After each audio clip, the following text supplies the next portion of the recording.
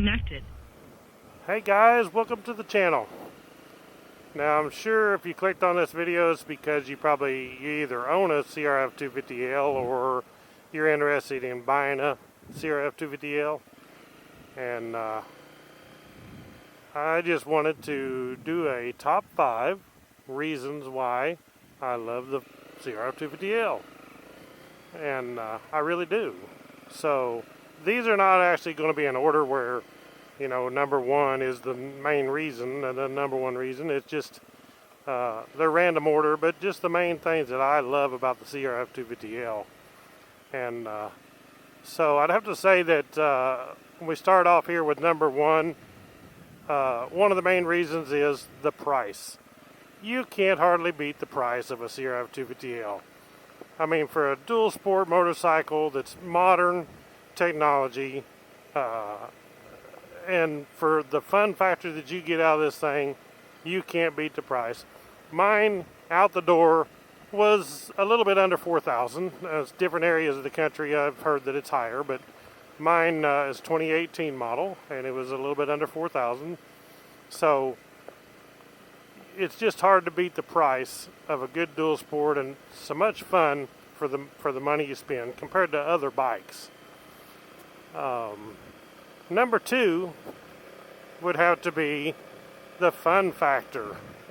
I've had everything in the world. I'm telling you, I've had cruisers, I've had Gold Wings, I've had the Africa Twin, I've had other dual sports like the XR250 years ago. I've had DR650 SE. I've had all kinds of motorcycles, from Shadows to old street bikes to, you know, GS550 Suzuki.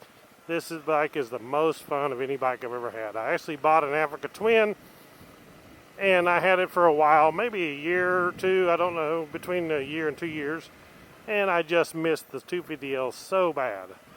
And that's why I switched back. If you look back at my videos, you'll see I had a 2014 250L, then the Africa Twin. Now I've switched back and got a 2018 250L, and I am so happy.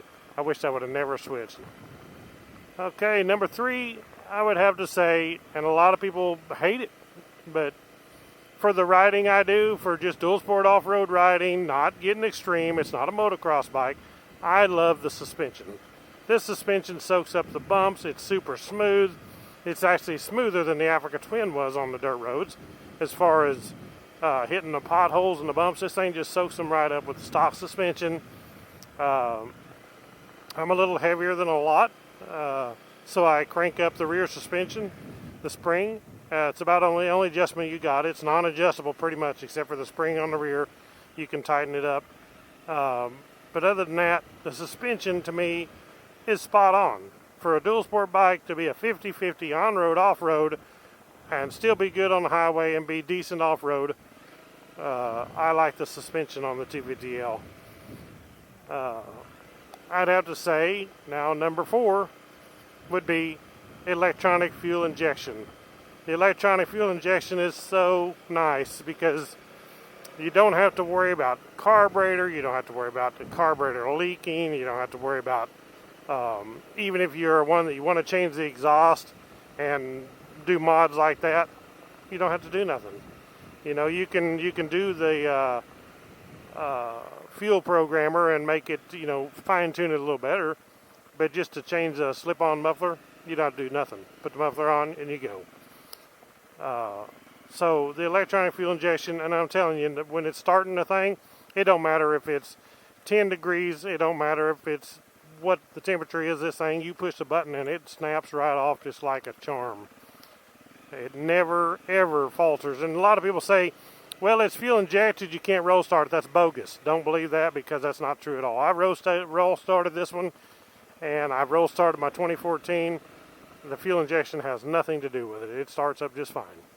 So don't believe that, but the fuel injection is a real good plus. This thing here, actually, when I ride on the highway, the fuel mileage is between 78 and 82, depending on how I ride. If I'm just riding back and forth to work, casual riding, and like I am now, 82 miles a gallon. It's unbelievable how good this thing gets.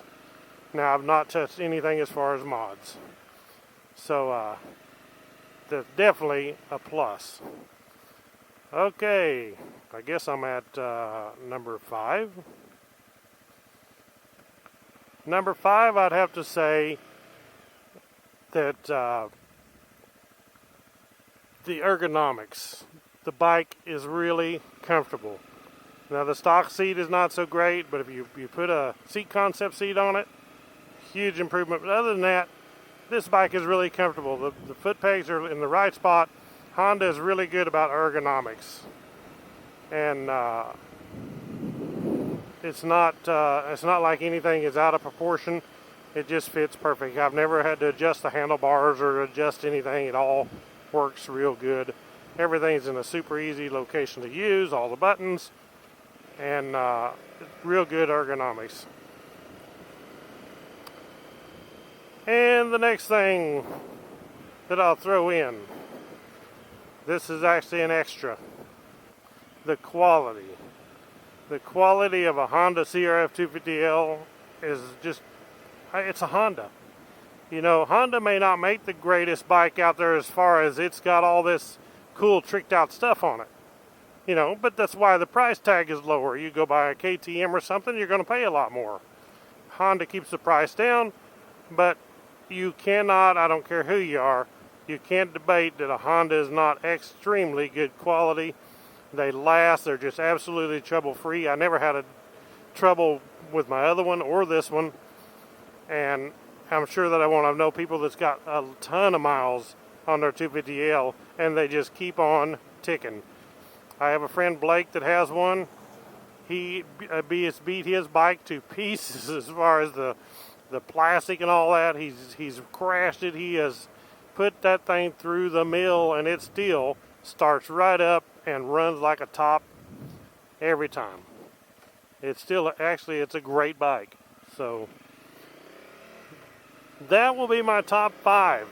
And it's, like I say, it's not in order, but if you're looking for a 250L or a dual sport, you can't go wrong with a Honda. Even if you listen to the haters, don't make that mistake. The CRF250L is a great bike. Thank you all for watching Woodzman Adventures. Please check back for my latest videos. I'll have some more coming up soon.